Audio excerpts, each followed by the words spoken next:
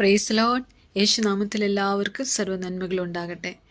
119 സങ്കീർത്തനത്തിൻ്റെ 18 വാക്യം. നിന്റെ ന്യായപ്രമാണത്തിലെ അത്ഭുതങ്ങളെ കാണേണ്ടതിന് എൻ്റെ കണ്ണുകളെ തുറക്കണമേ. നമ്മളുടെ കണ്ണുകളെ തുറക്കുന്നതിന് വേണ്ടി പ്രാർത്ഥിക്കുന്നു. പുറമേയുള്ള കണ്ണുകളല്ല, നമ്മളുടെ അകത്തെ കണ്ണ് തുറക്കുന്നതിന് വേണ്ടിയിട്ടാണ് പ്രാർത്ഥിക്കുന്നത്. അകത്തെ കണ്ണ് എങ്ങനെ തുറക്കും? ദൈവത്തിൻ്റെ വചനം നമ്മളുടെ കണ്ണുകളെ തുറക്കും. അത് നമ്മൾക്ക് കാഴ്ചപ്പാടുകൾ തരും.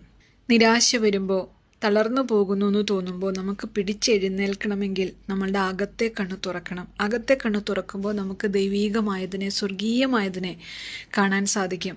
അങ്ങനെ അകത്തെ കണ്ണ് തുറക്കുമ്പോൾ കാണുന്ന ഒരു കാഴ്ച ബൈബിളിൽ നിന്ന് തന്നെ പറയുകയാണെങ്കിൽ 2 രാജാക്കന്മാരുടെ പുസ്തകം 6-ാം അധ്യായത്തിൻ്റെ 14 മുതൽ 17 വരെയുള്ള വാക്യങ്ങൾ വായിക്കുമ്പോൾ നമുക്കവിടെ ഒരു കാഴ്ച കാണാൻ സാധിക്കുന്നുണ്ട്. 6-ാം രാജാവിൻ്റെ സൈന്യം എലീശ പ്രവാചകനെ പിടിക്കുന്നതിന് വേണ്ടി പട്ടണം വളയുന്നു.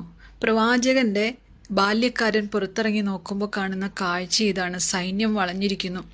പുള്ളി പേടിച്ചുപോയി. യജമാനനോട് പറയുകയാണ്, യജമാനനെ, നമ്മളിനി എന്ത് ചെയ്യും? സൈന്യം വളഞ്ഞിരിക്കുകയാണല്ലോ.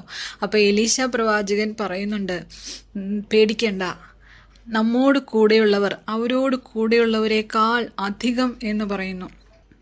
എന്നിട്ട് ദൈവത്തോട് പ്രാർത്ഥിക്കുന്നു, ദൈവമേ, ഇവൻ കാണേണ്ടതിന് ഇവൻ്റെ കണ്ണുകളെ തുറക്കണമേ എന്ന്. ബാല്യക്കാരൻ കാണുന്നതിന് വേണ്ടി, ബാല്യക്കാരൻ്റെ കണ്ണു തുറക്കുന്നതിന് വേണ്ടിയിട്ടാണ് പ്രാർത്ഥിക്കുന്നത്.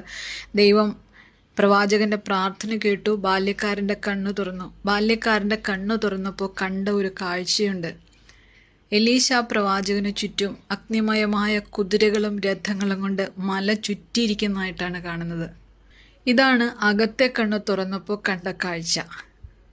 നമുക്ക് ദൈവത്തോട് പ്രാർത്ഥിക്കാം, ദൈവമേ, നമ്മളുടെ അകത്തെ കണ്ണ് തുറക്കണമേ എന്ന്. 19-ാം സങ്കീർത്തനത്തിൽ പറയുന്നു, ന്യായപ്രമാണം, ദൈവത്തിൻ്റെ ന്യായപ്രമാണം നമ്മളുടെ ഹൃദയ കണ്ണുകളെ പ്രകാശിപ്പിക്കുമെന്ന്.